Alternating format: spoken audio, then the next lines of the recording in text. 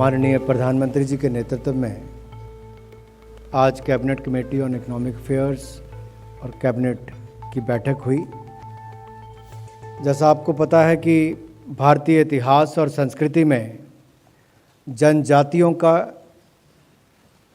विशेष स्थान और उनके योगदान को सम्मानित करने के लिए और आने वाली पीढ़ियों को इस सांस्कृतिक विरासत और राष्ट्रीय गौरव के संरक्षण के लिए प्रेरित करने के उद्देश्य से 15 नवंबर को जनजातीय गौरव दिवस घोषित करने का निर्णय लिया गया है।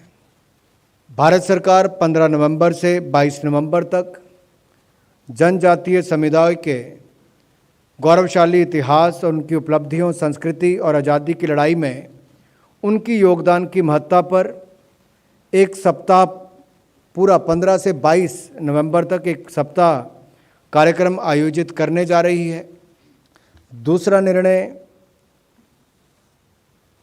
सांसदों से जुड़ा हुआ है, क्योंकि कोविड-19 के समय एक निर्णय किया गया था कि 2 वर्ष के लिए 20-21 और 21-22 तक जहां तक एमपी लैड की स्कीम को मंत्रिमंडल द्वारा तय किया गया था कि उसके पैसे का उपयोग जो है, धन का उपयोग कोविड की लड़ाई के लिए किया जाएगा, और सभी सांसदों ने आगे बढ़ चढ़कर कोविड की इस लड़ाई के प्रति अपना योगदान देने के लिए सहमति भी व्यक्त की थी। 2021-22 की शेष अवधि के लिए एमपी लैड की स्कीम को कार्यान्वित करने का निर्णय किया गया है। इससे प्रत्येक एमपी को, सभी सांसद जो अभी हैं उनको 2-2 करोड़ रुपए की किश्त आवंटित की जाएगी, जो 2021-22 की है। लेकिन जो बाकी के 3 वर्ष रहते हैं 2022-23 से लेकर 25-26 तक, उस समय के लिए 5-5 करोड़ रुपए की पूरी किश्त माननीय सांसदों को अपने क्षेत्र के विकास के लिए दी जाएगी।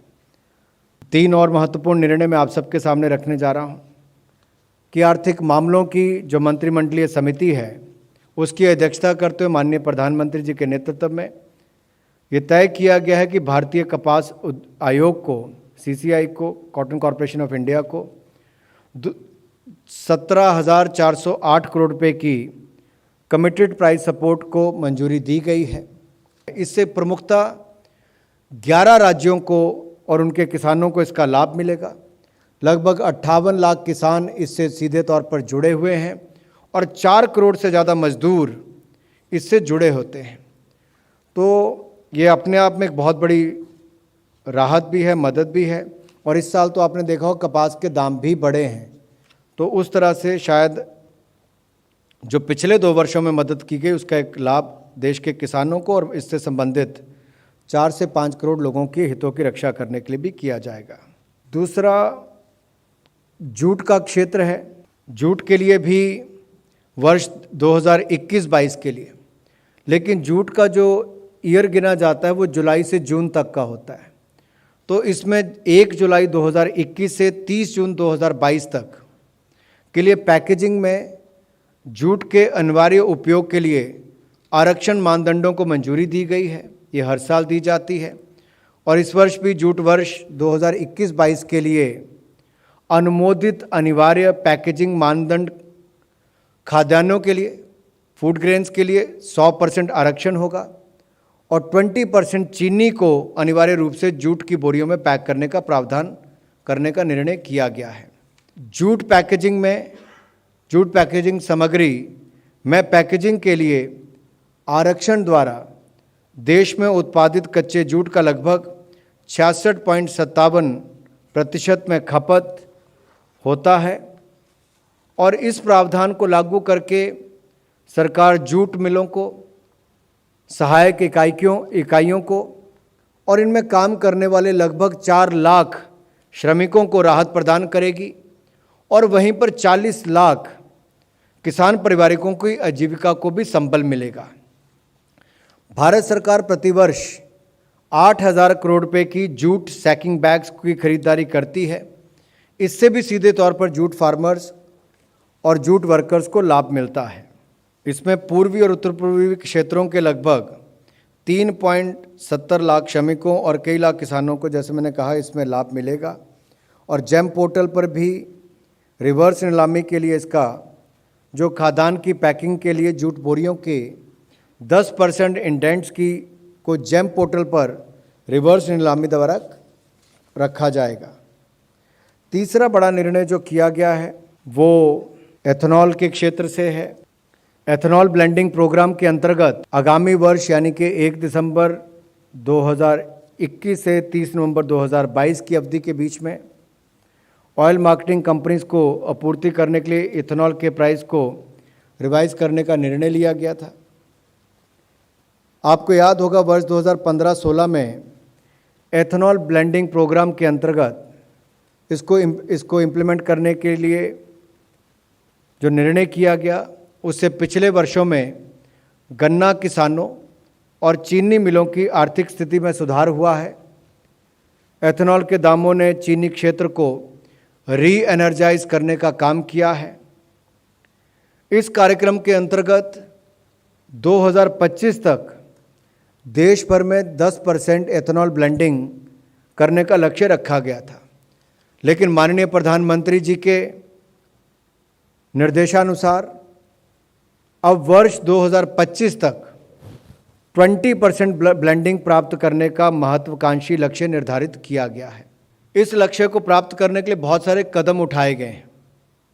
फूड एंड पब्लिक डिस्ट्रीब्यूशन विभाग द्वारा इंटरेस्ट सबवेंशन स्कीम्स के माध्यम से एथेनॉल के उत्पादन की क्षमता को 1500 करोड़ लीटर करने के लिए कई प्रोजेक्ट स्वीकृत किए जा चुके हैं। इससे लगभग 41,000 करोड़ रुपये का निवेश आएगा। इसके अलावा E20 फ्यूल के लिए BIS स्टैंडर्ड तैयार कर लिए गए हैं। E20 फ्यूल के साथ कंपैटिबल गाड़ियां उत्पादन करने के लिए ऑटो इंडस्ट्री से चर्चा की जा रही है। इन सभी इनिशिएटिव्स के कारण एथेनॉल ब्लेंडिंग को 2019-20 में 5% से बढ़ाकर 2020-21 तक 8% तक करना संभव हुआ है और आगामी वर्ष में इसको 10% तक ब्लेंडिंग की जो हमारी एक सोच है, कल्पना है, उसको पूरा कर लिया जाएगा।